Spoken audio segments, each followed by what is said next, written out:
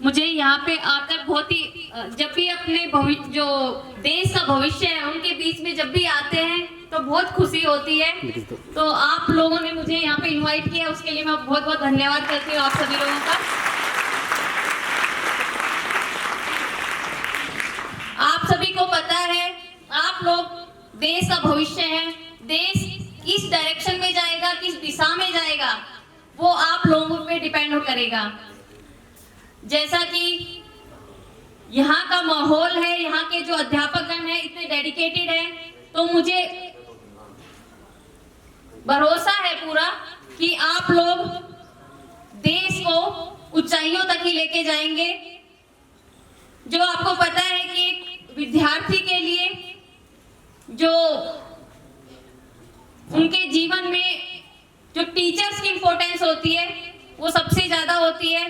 जैसा कि बताया गया कि मैं एक टीचर फैमिली से आती हूँ, उन्होंने बताया कि मेरे फादर का गांव में स्कूल है, हम 10th तक अपनी स्कूल में पढ़ी हुई हूँ। तो वहां पे मैंने जाना है कि आप अपने टीचर्स के प्रति समर्पित रहेंगे, आप अपने टीचर्स को की जो गाइडेंस है उनको फॉलो करेंगे, तो कोई भी अड़चन आएगी वो आती रहती है, आप हर अड़चन को पार कर जाएंगे। आपको अपने जो अध्यापकगण हैं उनकी बातें माननी है, अपने जो माता पिता हैं उनकी बातें माननी है, तो अवश्य ही वो आपको सही डायरेक्शन देंगे, सही गाइडेंस देंगे। दूसरा, मैं मानती हूँ जैसे आज के समय में जो ऑफिसर्स के लिए बहुत मुश्किल टाइम बोलते हैं कि जो सोशल मीडिया वाला टाइम है वो हमारे लिए भी बहुत चैलेंजिंग है। मैं बोलूँगी कि हमसे ज़्यादा चैलेंज इन बच्चों के लिए है। एक तो बोलते हैं हमारे जैसे पुराने लोग, आप लोग बोलते होंगे कि हमारे टाइम पे ज़्यादा मुश्किल टाइम था, पढ़ाई के लिए कुछ होता नहीं था। मैं बोलूँगी कि नहीं, आपसे ज़्यादा मुश्किल इन लोगों के लिए, क्योंकि जो सोशल मीडिया वाली चीज आ गई है, जो भटकने वाली चीज है वो आप लोगों के जीवन में है। जो सोशल मीडिया है वो बच्चों को, क्योंकि इनकी एज इस तरीके की, आप लोगों की एज ऐसी है कि आप लोगों को लगता है कि सोशल मीडिया पे जो है वो सब सही है।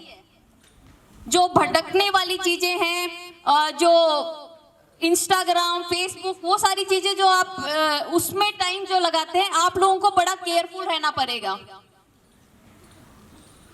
एक तो जो टाइम वेस्ट होता है, आप लोग, मैं यहाँ पे आई हूँ तो मैं आप लोगों से कमिट करवा के जाऊंगी कि आप लोग सोशल मीडिया इन सब के चक्कर में एटलीस्ट 12th तक नहीं पढ़ेंगे। मे भी आप लोगों ने, बहुत सारे लोगों ने अकाउंट बना रखे होंगे। कितने लोगों ने बना रखे हैं सोशल मीडिया पे? कितने लोग हैं? देखो, गलत जो चीज है बताने में संकोच नहीं करिए, फिर उसमें आप कैसे उससे बच सकते हैं उस पर हम बात करेंगे। आप तब तक नहीं बताएंगे तब तक मैं भी आपकी हेल्प नहीं कर पाऊंगी। होंगे मेरे हिसाब से काफी लोग हैं। तो बेटा देखो, सोशल मीडिया पे मेरा लेक्चर मोस्टली इसी के अराउंड होगा, क्योंकि मुझे पता है आज के टाइम पे सबसे ज्यादा नुकसान जो बच्चों के लिए कर रखा है, जो विद्यार्थियों के जीवन में जो सबसे ज्यादा बड़ा चैलेंज है वो सोशल मीडिया है। फोन कोविड के बाद मोस्टली सबके हाथ में आ गए हैं। कोविड से पहले फिर भी होता था कि जी ऑनलाइन पढ़ाई नहीं होती थी, तो उतना फोन का एक्सेस बच्चों तक नहीं था। लेकिन कोविड के बाद आप सभी के हाथ में, चाहे वो 5th क्लास का बच्चा हो, उसके हाथ में भी फोन है।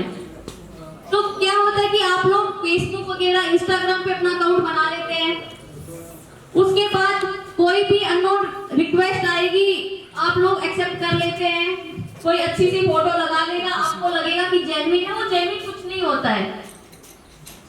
साइबर ग्रूमिंग करके एक वर्ड होता है। साइबर ग्रूमिंग में क्या होता है कि आपसे पहले तो फ्रेंडली होते हैं कि आप लोगों को, कोई भी सामने वाला पर्सन है वो आप लोगों को ट्रस्ट दिलाएगा कि मैं जेन्युइन पर्सन हूँ, जेन्युइन बंदा हूँ, ठीक है। वो नहीं होता है एक्चुअल में। फोटो क्या लगी है, पीछे कौन है, कुछ नहीं पता लगता है। आपसे थोड़ी बहुत बातें शेयर करेंगे, अपने सीक्रेट शेयर करेंगे, आप लोगों से बोलेंगे कि आप लोग अपनी बातें बताएं। आप लोगों को पहले ट्रस्ट बिल्ड करवाएंगे कि आप लोग भरोसा कर ले सामने वाले बंदे पे। आप लोग जब भरोसा धीरे धीरे वो आप लोगों को इस तरीके से उलझाते हैं, आप लोग धीरे धीरे भरोसा करके अपने जो सीक्रेट्स हैं, अपनी जो बातें हैं, वो उनसे शेयर करना स्टार्ट करेंगे। फिर आपको बोलेंगे कि ये सारी बातें आप किसी को नहीं बताना, पेरेंट्स को मत बताना, अपने टीचर्स को मत बताना। आप लोग चैट डिलीट करना स्टार्ट कर देते हैं। जो भी बातें होती है उनको कि पेरेंट्स ना पढ़ ले, कोई पढ़ ना ले, उसको आप डिलीट करने स्टार्ट कर देते हैं।